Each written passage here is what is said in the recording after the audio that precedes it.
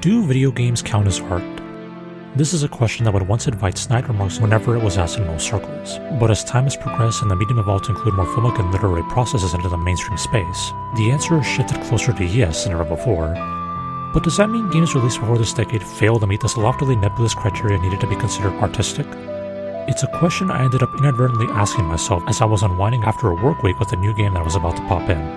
As my best friend embarked upon a journey from which he wouldn't return for another month, give or take, I decided to go on my own adventure so we would be able to share stories of our escapades when he returned. It was an adventure full of twists, turns, and a series of revelations that opened my eyes to a brand new experience that also rekindled my appreciation for the medium in a genre I had long since sworn off due to it no longer exemplifying a strong direction or the fruits of creative endeavors. My case example also has a pedigree to it. Praise is a game that would revolutionize the industry and spawn several imitators because it nails the concept on its first try. Of course, I'm talking about Jet Set Radio!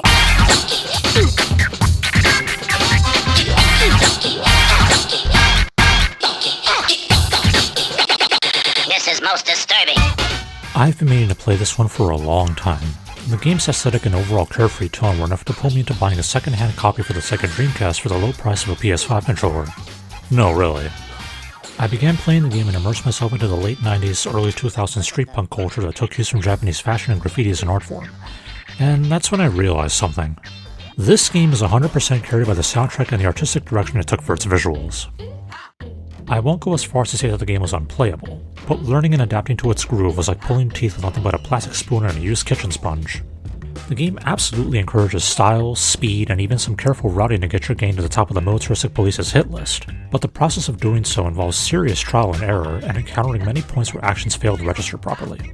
The lack of a second analog stick means that fighting the camera system by just using the center camera button that also doubles as the spray button is a losing battle. It's a rare scenario where a game that establishes itself as easy to use, difficult to master, doesn't quite live up to the standards of an actual simple game like a Mario platformer, not helped by the unintended difficulty fluctuations present during the first time playthrough. Despite all of this, it was still a pleasant experience all around. There's a decent amount of variety in each of the 3 prefectures in Tokyo-to, and the foreign grind city adds to it even further by incorporating a distinct US metropolitan vibe that isn't seen anywhere else in the game.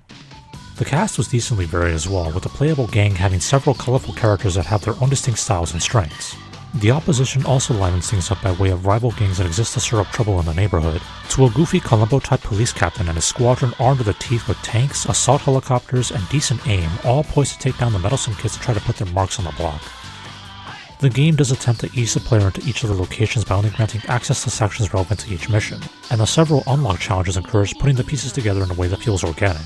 This all culminates with a final set of missions that opens up all 3 prefectures to be explored with no restrictions, which puts the player's routing and recognition skills to the test. The only downside to this genius design is that the level automatically ends if the player veers too far away from the designated area, with no option to reverse course and stay within the level's bounds if they accidentally encounter it while exploring. For a setup that encourages the player to look around for any potential shortcuts and paths that can be taken to reach specific areas, this is a large hiccup. The one exception to the gradually expanding level design element is Grind City, which is only visited once in the story via flashback sequences and is initially only playable with 2 characters that are unlocked shortly before the levels are accessed. I would have said that the 2 sections found here introduce a steep difficulty spike that feels inorganic, but after doing some research, I found that the initial release of the game lacked these levels entirely and thrusted the player into the final chapter after clearing out the rival gangs. Comparatively speaking, the spike isn't as egregious for the international version and later revisions, as the 2 Grind City levels are much smaller than the complete Tokyo-to areas and they provide multiple ways to easily avoid the upgraded authorities if they're too much to handle. The game oozes style from its core, complemented by its unapologetically late 90s, early 2000s soundtrack filled with what I would best describe as techno-funk with light metal elements. There was clearly a lot of love and thought put into the game's aesthetic to capture a free-spirited and rebellious nature, which shines through with its graffiti art painted by real-life artists and a cel-shaded comic book appearance that was new at the time. These points help establish the paradoxical truth of the game's dated sensibilities mixing well with its timeless style and soul, as its contemporaries aim to push the envelope for realistic graphics and impressive spectacle.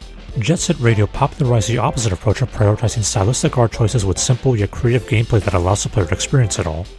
It may not have hit the mark on all fronts of view from a modern-day lens, but the effort it makes to showcase its team's vision is commendable.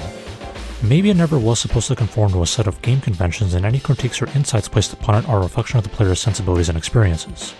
That's the true beauty of free expression. The piece opens itself up to be interpreted in multiple ways that are all valid with enough backing, and Jet Set Radio has this in spades from its art to its central premise of expression in all its forms. And hey, That sounds like a work of art to me.